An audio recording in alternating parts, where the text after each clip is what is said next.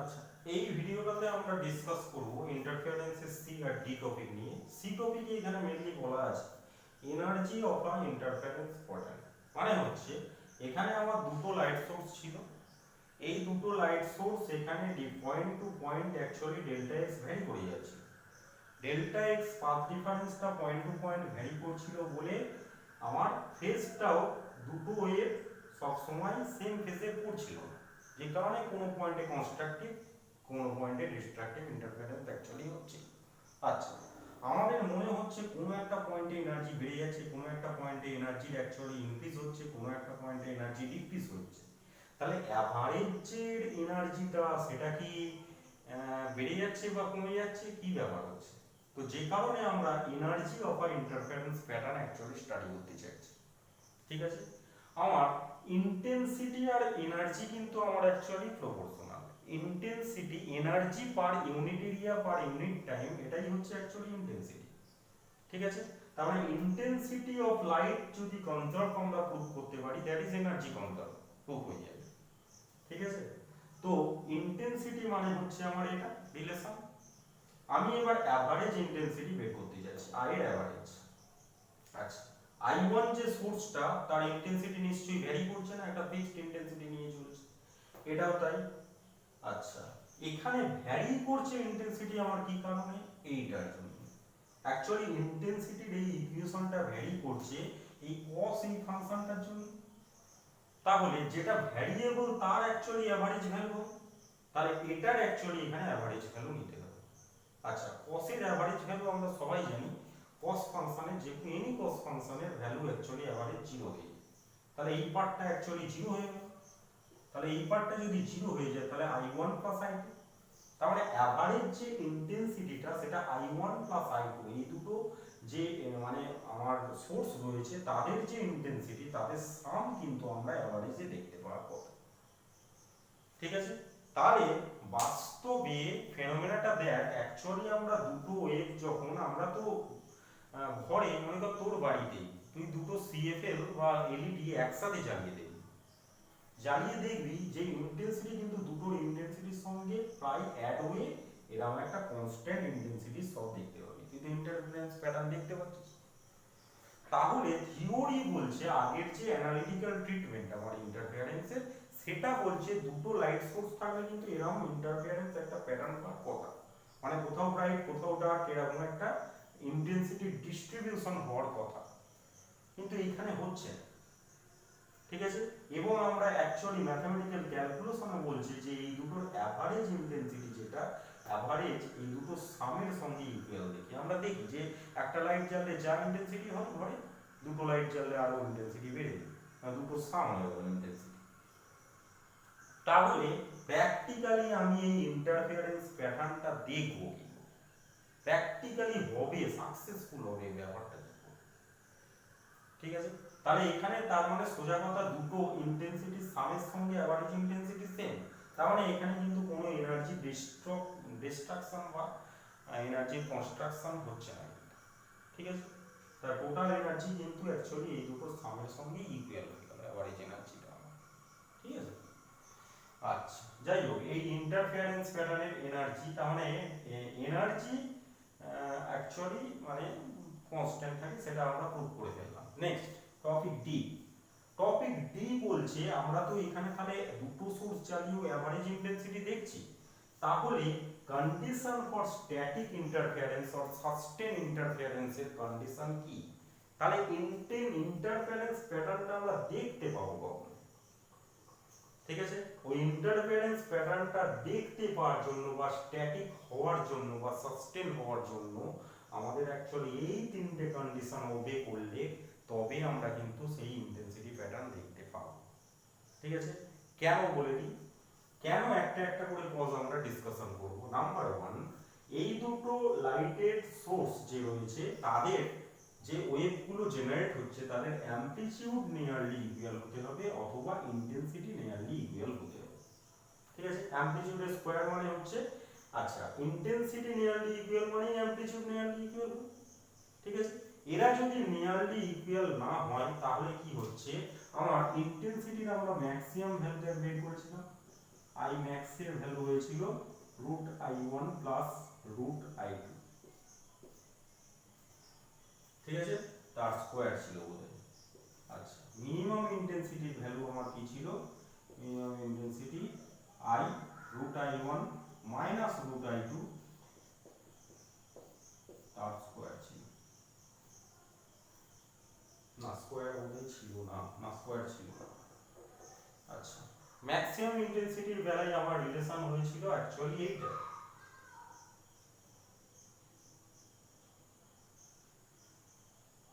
ঠিক আছে। আচ্ছা, ম্যাক্সিমাম ইন্টেন্সিটি, আচ্ছা স্কয়ার থাকুক না থাকুক, স্কয়ার বোধহয় ছিল। আচ্ছা, ম্যাক্সিমাম ইন্টেন্সিটির বেলায় আমার রিলেশন ছিল এটা, মিনিমাম ইন্টেন্সিটির বেলায় রিলেশন ছিল এটা, ঠিক আছে। এইবার আমি যদি i1 i2 ক্লোজ না করি তাহলে কি হবে? তাহলে এই মিনিমাম ইন্টেন্সিটি যেটা, মিনিমাম ইন্টেন্সিটিটা দেখ, এটা যদি ক্লোজ না হয় তাহলে এটা টেন্ডস টু কিন্তু জিরো হবে না। আমি যদি এই দুটো ইকুয়াল করি তাহলে কিন্তু এটা জিরো হচ্ছে, নাহলে কিন্তু ইকুয়াল হচ্ছে না, ঠিক আছে। তাহলে ইন্টেন্সিটিটা যেহেতু জিরো হচ্ছে না, তাহলে আমরা কি দেখব, কি প্রত্যেকটা পয়েন্টে এখানে মিনিমামেরও যদি একটা ইন্টেন্সিটি এসে যায় তাহলে কি হবে? মিনিমাম ম্যাক্সিমাম, মিনিমাম একটা এনার্জির ভ্যারিয়েশন থাকবে, অবশ্যই ইন্টেন্সিটির ভ্যারিয়েশন থাকবে, কিন্তু সেই ইন্টেন্সিটির ভ্যারিয়েশনটা আমরা ভালো করে বুঝতে পারবো না। এটা যদি একটা যদি তার থেকে পুরো জিরো হয়, তার মানে কিছু পয়েন্ট আমার পুরো ডার্ক হয়ে যাবে, ঠিক আছে, কিছু পয়েন্ট ধর এইগুলো পুরো ডার্ক হয়ে গেল, কিছু পয়েন্ট পুরো ডার্ক হয়ে যাবে আর কিছু পয়েন্ট পুরো ব্রাইট হয়ে যাবে, তখন যে ইন্টেন্সিটির ভেরিয়েশনটা হয় সেটা কিন্তু আমরা ভালোভাবে বুঝতে পারি।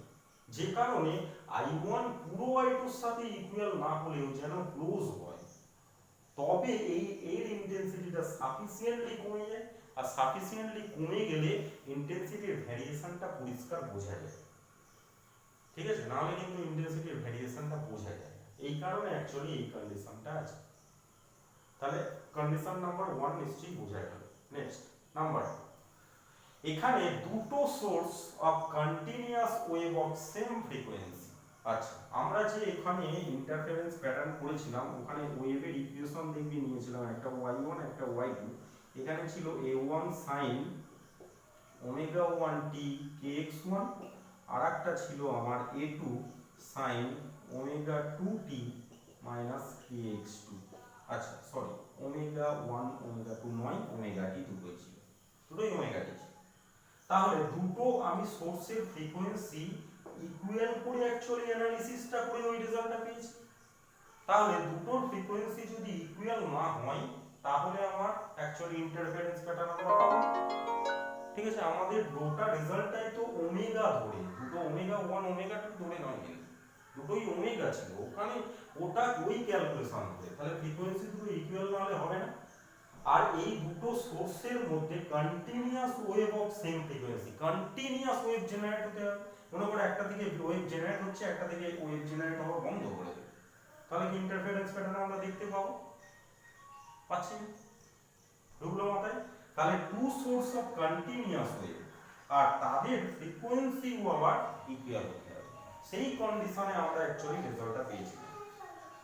আচ্ছা, নেক্সট হচ্ছে ইন্টারফারেন্স সাস্টেইন করার জন্য যে থার্ড ইম্পর্টেন্ট যে মানে কন্ডিশনটা, সেটা হচ্ছে two sources of constant phase difference, ঠিক আছে। এখানে যে দুটো ওয়েভ আছে, এই দুটো ওয়েভের মধ্যে যে ফেজ ডিফারেন্সটা কেন ভ্যারি করছিল, তার কারণ আমি point to point actually phase difference ভ্যারিয়েশনের কথা আমি বলেছিলাম। কেন অ্যাকচুয়ালি ফেজ ডিফারেন্স কেন করে? পাথ ডিফারেন্সের জন্য। এখানে এই পয়েন্ট আর এই পয়েন্টের মধ্যে পাথ ডিফারেন্স অ্যাকচুয়ালি ডিফার করছে, দ্যাট ইজ ফেজ ডিফারেন্সটা ডিফার করছে। এইবার মনে করো আমি বললাম কি যে এই, আচ্ছা এইবার আমি মনে করো করলাম এই লাইট সোর্সটা, ঠিক আছে, এই লাইট সোর্সটা থেকে আমার যে লাইটটা বেরোচ্ছে আর এই লাইট সোর্স থেকে যে লাইটটা বেরোচ্ছে, ঠিক আছে, এদের মধ্যে আমার দুটো কারণে ফেজ অ্যাকচুয়ালি ভ্যারি করে। আমি আগে বলেছিলাম অ্যাকচুয়ালি ফেজ ডিফারেন্স কি, মাইনাস কে ডেল্টা এক্স, ঠিক আছে। এটা এক্স এর সঙ্গেও ভ্যারি করে, টাইমের সাথেও ভ্যারি করে, ঠিক আছে। আচ্ছা, এবার দেখ টাইমের সাথে ভ্যারি কিন্তু আমরা ওয়েভে নিইনি, ঠিক আছে?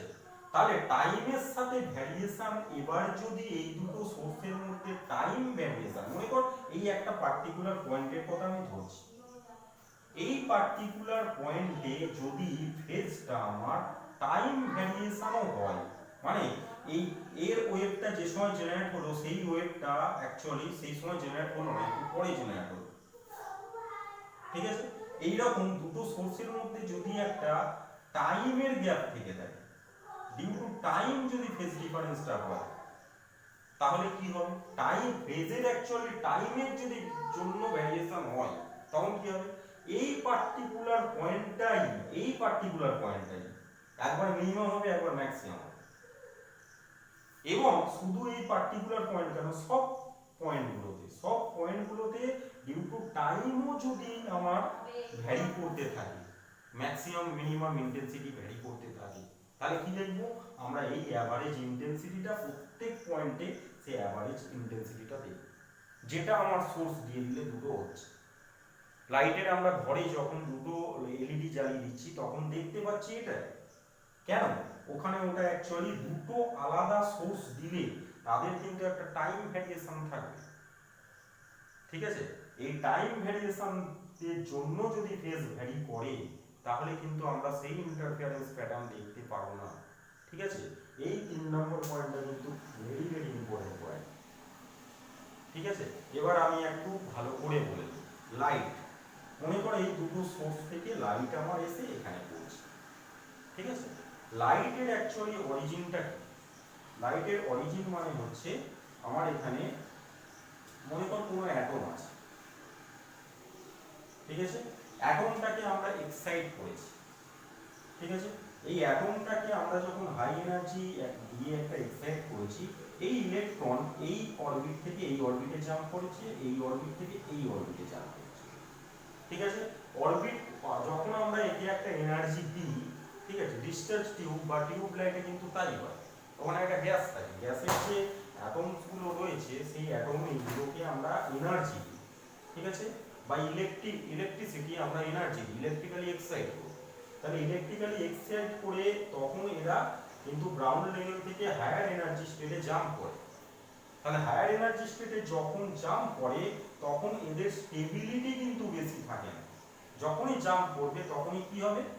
ও গ্রাউন্ড এনার্জি স্টেট থেকে যখন হায়ার এনার্জি স্টেটে এরকম ভাবে জাম্প করবে তখন এনার্জি নিয়ে জাম্প করছে, আর যখন এ রিটার্ন করবে তখন কিন্তু এই ফর্মের এনার্জি ও এইচ নিউ ফর্মের এনার্জি অ্যাকচুয়ালি রিটার্ন করবে।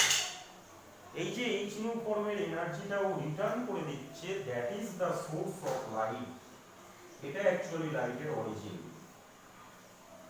ঠিক আছে? এটা আমরা আবার অ্যাটমিক ফিজিক্সে পড়বো যে লাইট অ্যাকচুয়ালি কি কোথা থেকে আসছে, ঠিক আছে? তো এইবার দেখ, মনে কর যদি আমি এখানে দুটো সোর্স নিই, তাহলে এই সোর্সটার যে গ্যাসটা সেটা যখন এনার্জি আমার দিচ্ছে, এ কি সেই টাইমেই ঠিক এনার্জি দেবে? ঠিক আছে? এই দুটোর মধ্যে যদি সেই টাইমেই যদি এনার্জি দেয়, তাহলে অ্যাকচুয়ালি আমার কি হচ্ছে? সোর্স দুটোর অ্যাকচুয়ালি ফেজ ডিফারেন্সটা কিন্তু কনস্ট্যান্ট থাকছে না, ঠিক আছে? যেহেতু এই দুটো ডিফারেন্ট টাইমে অ্যাকচুয়ালি এদের কোনো রিদম মেইনটেইন করে না, এই হট করে একটা এর থেকে লাইট পেলাম, এর থেকে লাইট পেলাম, এর থেকে তখন পেলাম, এর থেকে পেলাম, ঠিক আছে? ব্যাপারটা হচ্ছে আমার টাইম ভ্যারিয়েশন, এখানে অ্যাকচুয়ালি টাইম ভ্যারিয়েশনের কিন্তু টাইমের জন্য কনস্ট্যান্ট ফেজ ডিফারেন্সটা কনস্ট্যান্ট হওয়া কিন্তু মানে মেইনটেইন করানো সম্ভব নয়। দুটো যদি ডিফারেন্ট লাইট সোর্স আমি দিই, তাহলে এই যে টাইমে লাইটটা জেনারেট করছে এই ঠিক সেই টাইমেই লাইট জেনারেট করছে, এটা হতে পারে না, ঠিক আছে? এইটা হতে পারে না বলে ফেজ কনস্ট্যান্ট থাকে না। আর ফেজ যদি না কনস্ট্যান্ট থাকে তাহলে সেই ইন্টারফারেন্স প্যাটার্নটা কিরকম হবে না, একটা পয়েন্টে আমার একটা পয়েন্টে প্রত্যেকটা পয়েন্টে আমার অ্যাকচুয়ালি ইন্টেন্সিটির ভ্যারিয়েশন। তাহলে প্রত্যেকটা পয়েন্টে যদি এনার্জির আমার ভ্যারিয়েশন হয়, তাহলে এই প্রত্যেকটা পয়েন্ট আমরা কি দেখব? একটা অ্যাভারেজ ইন্টেন্সিটি দেখব। মানে এই পয়েন্টে যেমন ম্যাক্সিমাম হচ্ছিল, এটা মিনিমাম হচ্ছিল, এটা ম্যাক্সিমাম, এটা মিনিমাম, এই যে ভ্যারিয়েশনটা হচ্ছিল সেটা মানে ডিউ টু ডেল্টা এক্স ভ্যারিয়েশনের জন্য যে আমার ভ্যারিয়েশনটা পয়েন্ট টু পয়েন্ট হচ্ছিল সেইটা আমার হচ্ছে না। ঠিক আছে, দ্যাট ইজ আমার দুটো ডিফারেন্ট সোর্স ইউজ করলে ব্যাপারটা কি হচ্ছে, আমার ইনকোহেরেন্ট সোর্স হয়ে যাচ্ছে। ঠিক আছে, অ্যাকচুয়ালি এটা থেকে আমার কোহেরেন্ট সোর্স অফ লাইটের ডেফিনেশন হচ্ছে। কোহেরেন্ট সোর্স অফ লাইট মানে হচ্ছে যখন দুটো সোর্স থেকে লাইট আসা লাইটটা ফেজ ডিফারেন্স যখন কনস্ট্যান্ট হচ্ছে, মানে অ্যাকচুয়ালি সোজা কথা কোহেরেন্ট সোর্স এই দুটো নিয়ে ডেফিনেশন বললে একটু বেটার। পয়েন্ট নাম্বার 1 এন্ড 2 এই দুটোকে একসঙ্গে বললে আমার কোহেরেন্ট সোর্সের ডেফিনেশনটা অ্যাকচুয়ালি ভালো হয়। ঠিক আছে, দুটোই মনে কর দুটোই সোর্স আছে continuous wave of same frequency, আর দুটো ওয়েভের মধ্যে যে লাইট সোর্স আছে তাদের ফেজ ডিফারেন্স কনস্ট্যান্ট। এই দুটো কন্ডিশন যদি সাইমালটেনিয়াসলি মেইনটেইন হয় তাহলে অ্যাকচুয়ালি তাকে বলে কোহেরেন্ট সোর্স। ঠিক আছে, তাহলে এই 1 নম্বর 2 নম্বর 3 নম্বর এই তিনটে কন্ডিশন ভ্যালিড হলে তবে কিন্তু তুই ইন্টারফারেন্স প্যাটার্ন দেখতে পাবি। সেখানে পরে তুই এলইডি দুটো জ্বাললে কিন্তু ইন্টারফারেন্স প্যাটার্ন দেখতে পাবি, এই কারণে দেখতে পাবি। ঠিক আছে, কিন্তু যখন আমরা এই তিনটে কন্ডিশন মেইনটেইন করে করব তখন কিন্তু ইন্টারফারেন্স প্যাটার্ন দেখতে পাবো। তার মানে কি, দুটো ডিফারেন্ট সোর্স ইউজ করলে আমরা কোনোদিনই লাইট দেখতে পাবো না। ঠিক আছে, সেই জন্য কি করতে হবে, আমাকে অ্যাকচুয়ালি এইখানে মনে করো একটা বোর্ড দিয়ে এখানে একটাই লাইটের সোর্স অ্যাকচুয়ালি রাখতে হবে। এই একটাই লাইটের সোর্স রেখে আমাকে কি করতে হবে, এইখানে আর এইখানে দুটো পিন হোল করে দিতে হবে। দ্যাট ইজ এইটা দুটো সোর্স হয়ে যাবে, মানে একটাই সোর্স থেকে লাইট আসবে কিন্তু এইখানে আর এইখানে এসে S1 S2 এর মতো এই দুটো লাইট সোর্স কাজ করবে।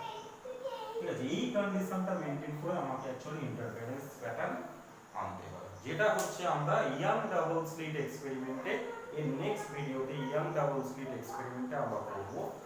YDSC তে অ্যাকচুয়ালি এই টেকনোলজিতে আমাকে অনেক কোহেরেন্ট সোর্স জেনারেট করা হয়েছে।